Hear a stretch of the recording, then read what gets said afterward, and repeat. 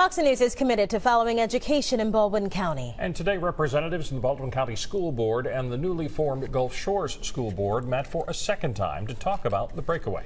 Gulf Shores hopes to have its own system in place in operating schools by the next school year. Hal Sherrick was at that meeting. Now, Hal, the two bodies reached an impasse last week because Gulf Shores hadn't hired a superintendent yet. Anything changed this time around? Well, guys, I can tell you this much, that no, Gulf Shores has not hired a superintendent yet, but this meeting lasted much longer. This was a 3-hour meeting, and it was behind closed doors, so there was a lot that was talked about. Now, when this meeting ended, which was just a short time ago, not a whole lot was shared about details about that discussion, but it was attended by members of the Baldwin County Board of Education. 2 of those folks were on staff, including Board President Shannon Cawley. We had Superintendent Eddie Tyler was there, along with their attorney and administrative staff. Gulf Shores brought their consulting staff, which has had experience in breakaways before within the state of Alabama of school systems, and also their Board President Kevin Corcoran and their attorneys were on hand as well today. Now, the point of contention has been the fact that there has no superintendent been put in place. The sides differ in their opinions on whether there needs to be a superintendent in place in order for actual negotiations to begin.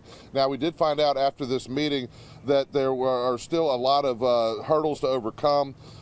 There was no talk of negotiations, but a lot of discussion, and both sides feel like they are making progress in this, even though those negotiations still haven't begun. But one problem, or one other big issue that is arising, is the fact that Gulf Shores would like to see their school system begin their school system open for business by August of this year, and the Baldwin County Board of Education and their staff and superintendent feel like that's a near impossible task. I had a chance to speak with both Board President Kevin Corcoran afterwards, as well as Superintendent Eddie Tyler, and Kevin Corcoran spoke about some of the points that they were able to discuss, and the issues and reasons he thinks that they are making headway, and Eddie Tyler spoke to me about some of the issues he is most concerned about, which is kids that live inside of Gulf Shores or do not live inside of Gulf Shores right now, and what would happen with them.